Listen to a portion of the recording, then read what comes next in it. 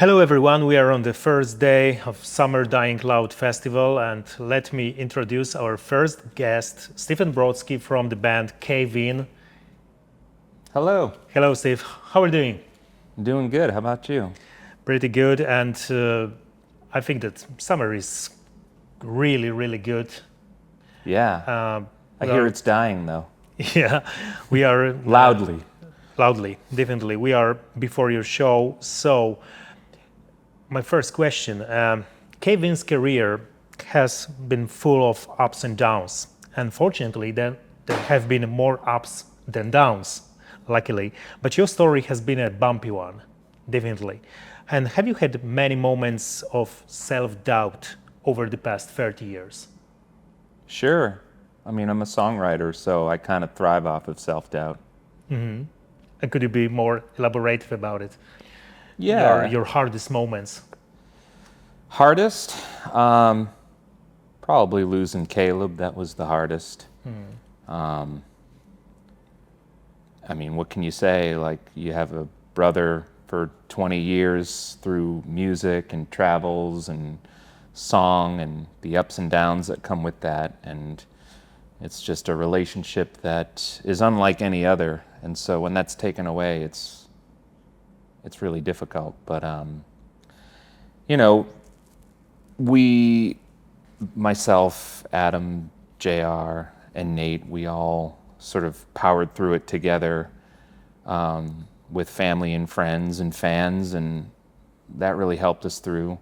So that's probably the worst. I mean, also dealing with getting dropped from a major label was kind of a weird time for us. It was very liberating in a lot of ways, but it was, sobering too. Thinking that our band maybe wasn't really built for that world, and just trying to wonder why we ever got involved in the first place, but that's also like 20 years ago, so we're just in a much better place now. Mm-hmm. And what is it like to be in a sober environment right now, because it's still quite demanding, challenging in this whole rock and roll circus, if you know what I mean?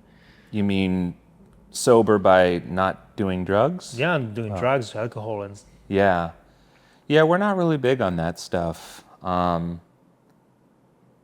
think life is weird enough as it is, never mind throwing an exaggerator into the mix, you know? You took a hiatus not once, but twice, as a cave-in. But despite this, you still kept coming back. I don't want to use the cliche word or saying you came back stronger than ever each time, but you certainly managed to reinvent yourselves and survive. Mm-hmm. And this is the big thing. Yeah, we thrive off of creativity, just the unknown and what sort of things we can transform into, and that's always been really fun for us and a big part of the appeal of making music. But it's not for every band, you know. But we've also known each other, the three of the four of us, myself, Adam, and JR, we've known each other since middle school. So, you know, when you have a friendship that goes back that far, in a creative world, sometimes you feel like you can just do anything. So we're pretty fortunate for that. And Nate's obviously on board to, you know, sort of partake in that. And Nate is such a huge music fan. You know, he's just constantly checking out new stuff and turning us on to cool things that we'd never heard. So it's a really good mix that allows us to be adventurous, you know. I'm wondering, what's your opinion about that? Is surviving on the scene by playing non-commercial, independent music as yours is a sole source of pride in itself, or is it better to record one or two albums that people will remember you for? I'm not sure if we've ever had the choice. I mean, we've tried to make commercial music and it hasn't been commercial, and then we've made stuff that we didn't think would be popular and it turns out to be sort of more widespread. So it's sort of hard to predict. We don't really have a strategy. I think we stopped trying to have a strategy when we realized that we just couldn't predict how things were going to go, how people were going to receive our music. So, but I also think that's a cool place to be in, where we don't overthink things and we just sort of get in a room together and play what feels right. And if it feels good to us, then it'll probably feel good to somebody else too. And so, what went wrong in terms of doing more commercial sounded music? Because behind the wall of sound that you create, there are great, memorable, catchy riffs, melodies. That's a good question. It's something I've ruminated on. If you asked me that question maybe like 20 years ago, I probably would have blamed RCA. And they are absolutely to blame in numerous ways.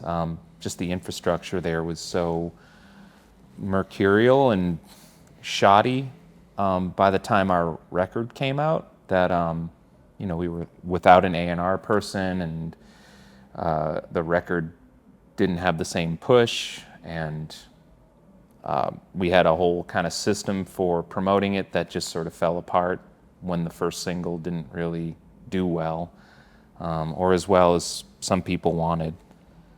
But I also think by nature, at least around that time, like our music lyrically was pretty insular, and there's like, I don't want to say inside jokes, but there's a lot of stuff being said that I don't know how anyone would translate it outside of my own brain.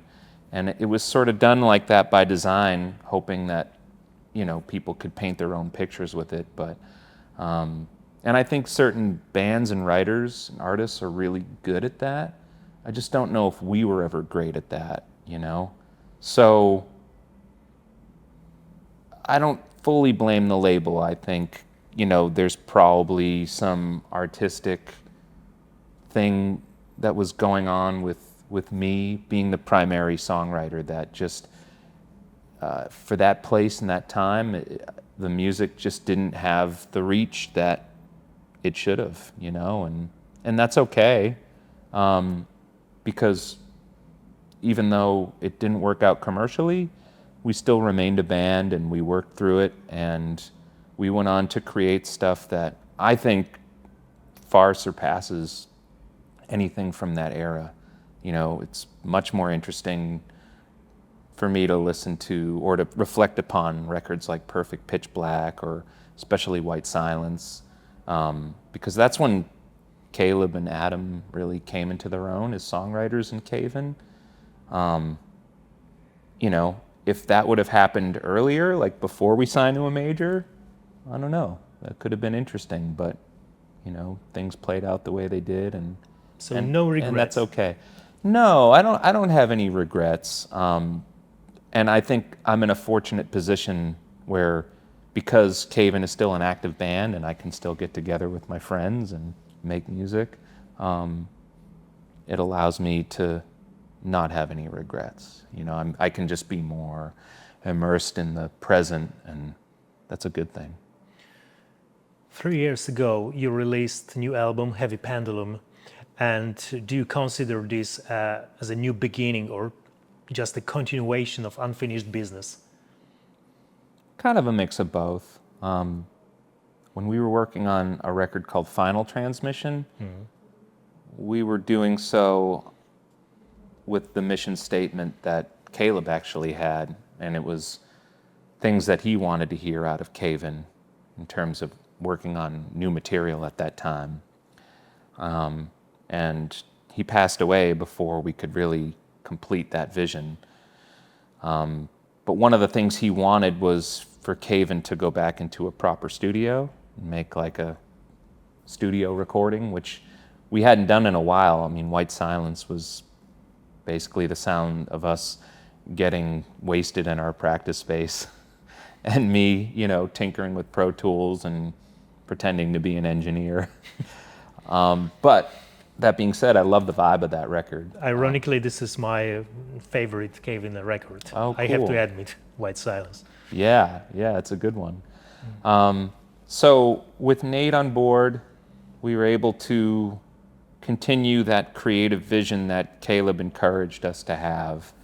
But this time we brought it to a studio and we made our first record with Kurt Ballou in over 20 years, which is kind of crazy because we all have projects and bands that have been in and out of God City, but Caven hadn't been to the Salem location to make a record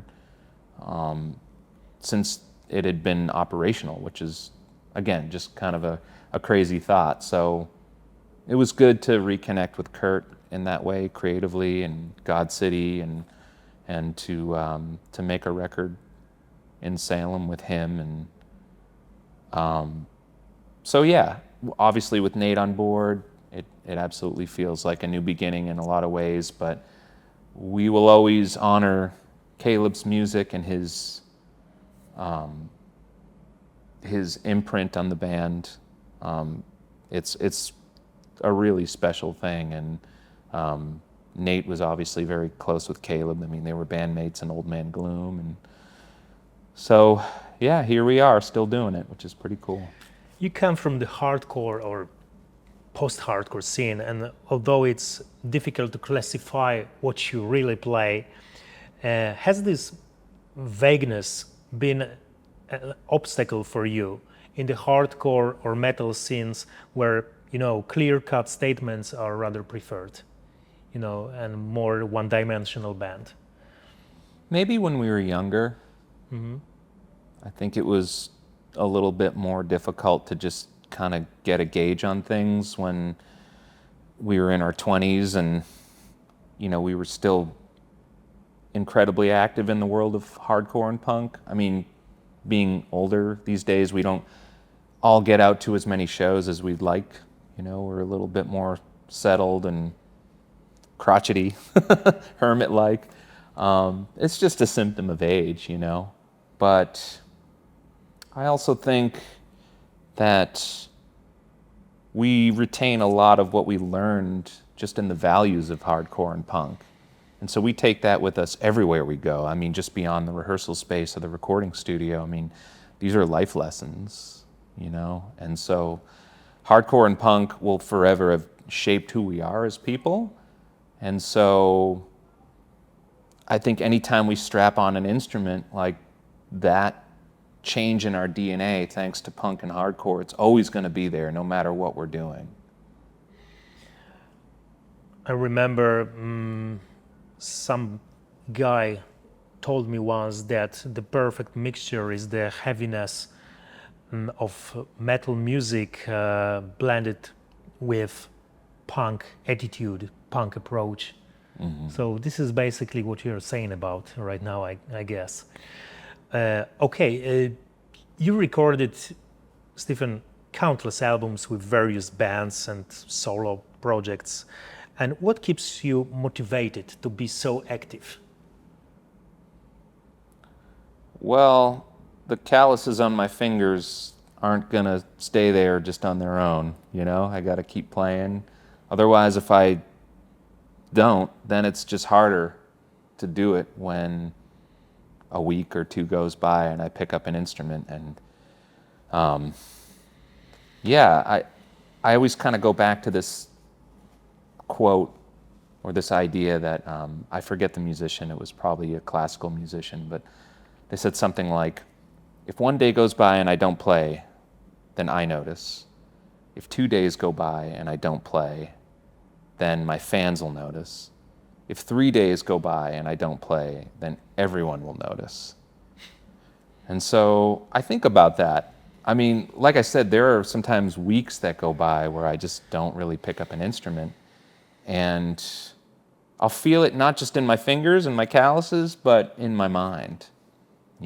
I'm sort of at that age now where I have to just keep grease on the gears or else I feel it slipping from my mind. And that's kind of an interesting place to be. So the other thing is I'm just naturally motivated to play. I just kind of hear stuff or it's sort of a problem where I'm listening to music, especially new music, and there'll be a song that I'm checking out by a new band, or maybe a band that I've loved for a while, and they put out some new material. And I'll think, why didn't they do the chorus twice as long? Or why isn't that guitar solo twice as long? Or why are they saying this lyric, like they should have changed it to this? Or I wish I have this like sort of producer mind, and it gets to me... improve things. What's that? To improve things. Yeah, or I don't know. In my mind, it would be improvements, but maybe it would be terrible to someone else's ear. I have no idea. But yeah, so I just have a very active mind when it comes to music, and so, you know, I can't fix recordings by other people and songs that other people write. So I just try to take those criticisms and apply them to my own music, you know. So yeah, it's just an outlet for all that noise and nonsense, you know, put it into my own stuff instead. To be more specific, if you wouldn't be offended about that, could you name the 3 most important albums that you record? Of my music? Yeah, with your participation, yeah. Well, I guess I'd have to put Until Your Heart Stops on that list, because it was such a difficult road to get to the point where that record was made. There were numerous lineup changes leading up to that point, and we were just young and crazy and impatient, and we wanted to be involved in the world of punk and hardcore as quickly and as fast and as aggressively as possible. And so when I hear that record, I just hear this immersion of that world and wanting to just dive in head first. And it really kind of started, I think, the road that Caven eventually took to get to where we are now. So that would be the first one. I think Jupiter is also an important record because, for a lot of the same reasons but just different circumstances, it put Caven in front of different audiences, and it attracted different people to want to work with our music, and that opened up new opportunities. And it was the first record we made with Caleb.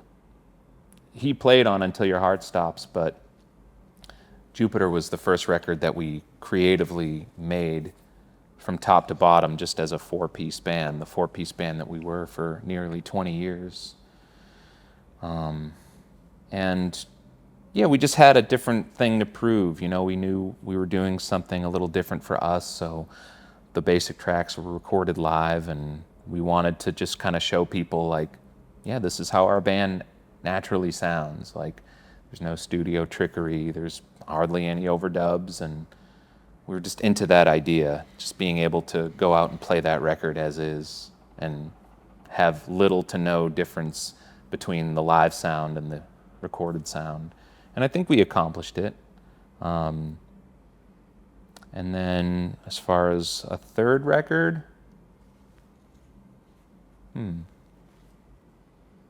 I'd probably pick one of the Mutoid Man records, you know? I want to say the first one, just because that kind of started the whole thing. I mean, I didn't even realize it was going to be a band at that point. I thought me and Ben Kohler were just doing a fun recording project, but I got to hand it to Ben. You know, he really,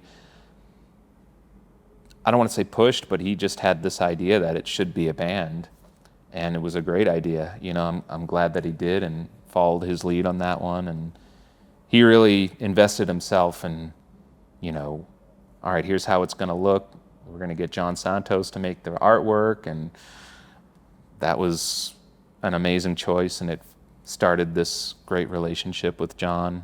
And, you know, just being creative with him over the years has been such a pleasure, coming up with cool artwork. And yeah, and then that led to my relationship with Sargent House, and they've been nothing but amazing to Mutoid Man. So yeah, I guess that's my 3. Speaking about Sargent House, your collaboration with Marissa Nadler was particularly interesting. What are your memories of it? Oh, thanks. Do you mean Sacred Bones? Yeah, sorry. That's Yeah. okay. Okay, Yeah. yeah. Yeah, Sacred Bones is great too. But that was also my introduction to working with Sacred Bones, and that's been a really great relationship. But working with Marissa is awesome. She's just a creative force. I've been a fan of hers for a long time, and we're both from Massachusetts. We both grew up on the eastern part of Massachusetts, so there's a lot of, I think, crossover with just ways that we can relate to one another and references, musical and such. And yeah, she's just got this really wonderful creative thing that happens just on the spot. Like she can just come up with melodies and lyrics that are, they seemingly just sort of appear out of the blue. And that's always really impressive to me. One of my favorite songs on the record, oh my God, it's been a minute, For the Sun. Yeah. That song just sort of came out of nowhere. The song Watch the Time. Yeah, I just have some very like vivid memories working closely together when she was living in Jamaica Plain, and we did a lot of the recording and writing in the winter, and so there's a strong winter vibe there. She gave me drawing lessons once, and that was super fun. She's an amazing visual artist, like really incredible. I remember telling her something like, man, I wish you were my art teacher back when I was in high school, you know? And she teaches as well. So yeah, Marissa's great. I'm totally proud of that record. I would do more with Drone Flower down the line. Yeah. And how do you look back on your time in Converge? You recorded one album with them, then you were replaced by Nate Newton, with whom you currently play together in Cave In. Yeah. I was thrilled to be in Converge. I really was. I mean, they were my gateway to hardcore. I mean, prior to discovering Converge, I just thought hardcore was like macho and meat-headed, and it just didn't really appeal to me. I still had like a very strong affinity and sort of, my head was in the world of like alternative rock, you know? I mean, I was a teenager in the 90s, so it's just naturally kind of how things were. But Converge was different. Like they seemed musically adventurous in ways that I could relate to, and I could see myself doing something like that with my own band. And but then joining Converge, I almost didn't have to in a way. I was like, wow, this is cool. Everything is here. But you know, like I said earlier, my relationship with Adam and JR dates back to middle school. And so when you just have a bond and a friendship like that, it just really sticks with you. And I feel very fortunate for that. So I found myself just at a place where I had to choose one, you know? And I felt like the last thing I wanted to do was hold Converge back, because, you know, they had already experienced that with their previous bass player. I mean, Jeff is amazing. And, you know, he went on to form one of my favorite bands from that era and that time, the band Ire. And Caven actually toured with Ire. But I think it was mainly just a location thing. You know, Jeff was going to school in Canada, and Converge wanted to be more of a full-time thing, and I happened to be around, and they saw something in me that made it seem like it was a cool thing, and it really changed things for me. Like, I mean, I loved the music of Converge before I joined the band, and you know, Caven obviously emulated a lot of that, but getting to work with those guys like in the same rehearsal space and writing a record together, it really changed everything for me. And plus learning all that crazy shit on bass, and then picking up a guitar felt like a toy at that point. So I could also just feel my own abilities really just becoming something new, and that was exciting. So I went on my first tour with Converge. Caven did like a little East Coast thing, but with Converge it was like a full US tour that was like a month long, and that was my first time seeing the country.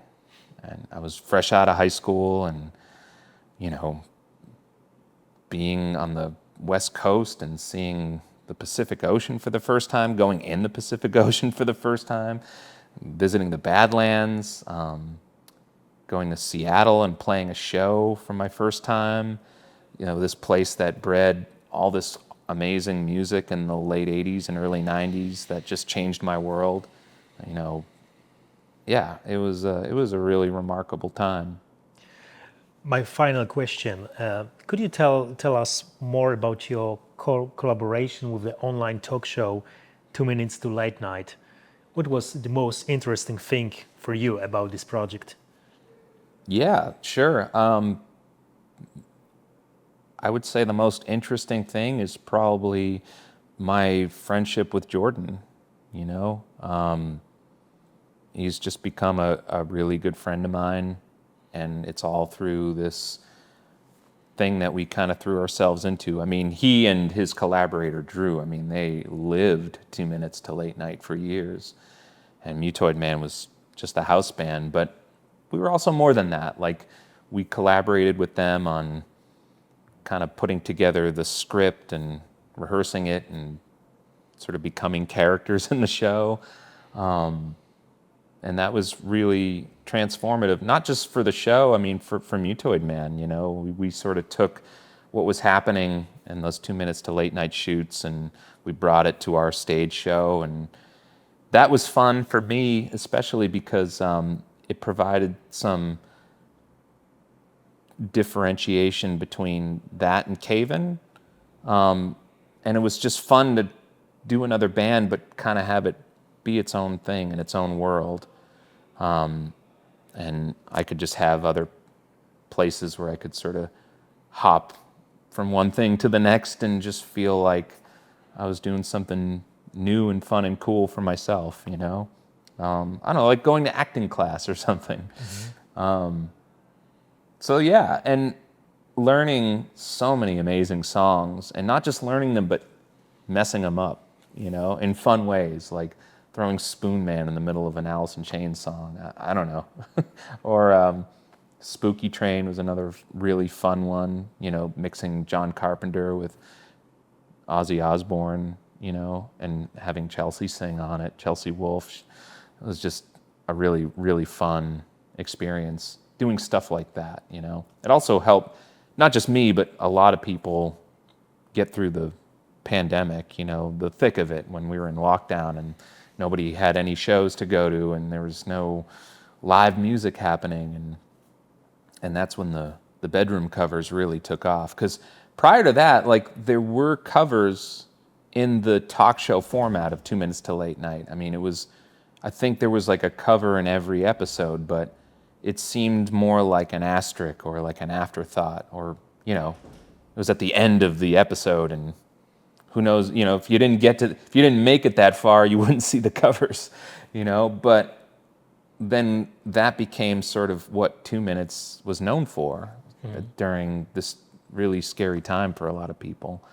So I learned a lot of great songs, and I learned how to mess them up, and people seemed entertained by it, and yeah, really, really just have nothing but great things to say about being involved with them.